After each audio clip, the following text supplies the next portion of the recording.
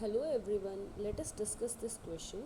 A balloon is made of a material of surface tension S and its inflation outlet from where gas is filled in it has small area A. It is filled with a gas of density ρ and takes a spherical shape of radius r. When the gas is allowed to flow freely out of it, its radius changes from r to 0 in time t.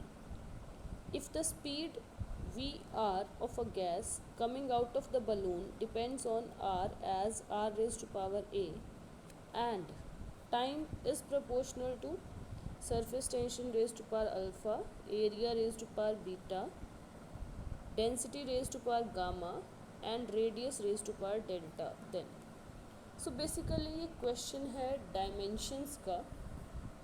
हमें इसमें given क्या क्या है और क्या क्या देखना है। एज पर ऑप्शंस हमें A, alpha, beta, gamma and delta की वैल्यू फाइंड करनी है which we can easily calculate using dimensional formula.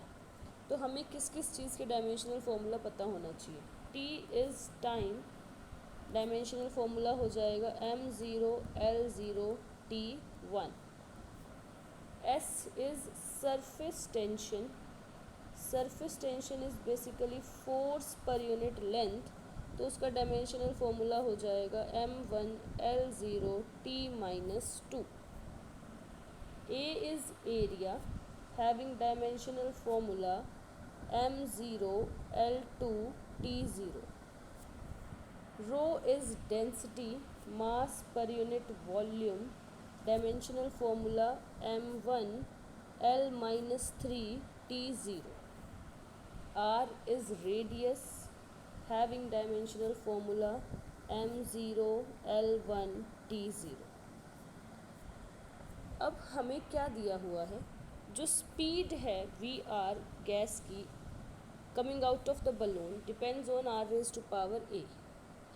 जिस स्पीड से गैस बलून से बाहर निकलेगी वो स्पीड होगी under root p by rho, where p is pressure and rho is density.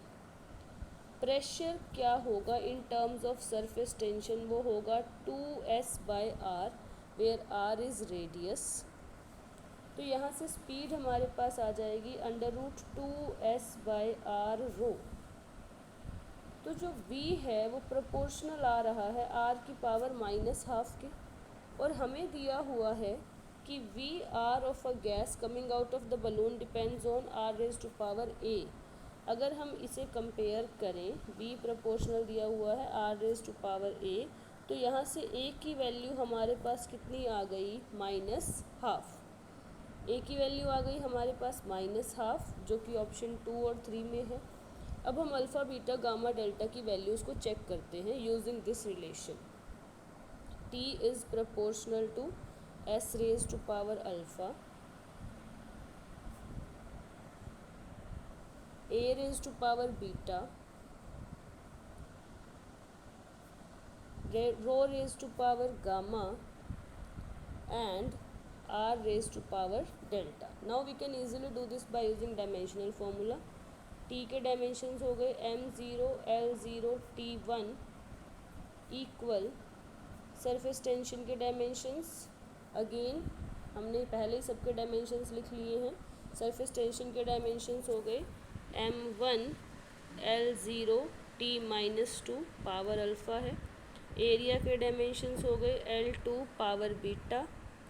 रो के डायमेंशंस हो गए m1 L minus 3 T0 power gamma and radius के हो गए L1 और power delta. Comparing both sides, m के डायमेंशंस यहाँ है 0 और यहाँ है अल्फ़ा प्लस गामा। l के डायमेंशंस 0 और यहाँ है हमारे पास 2 beta -3 gamma plus delta. t के डायमेंशंस t की पावर 1 -2 अल्फ़ा, ओनली -2 अल्फ़ा।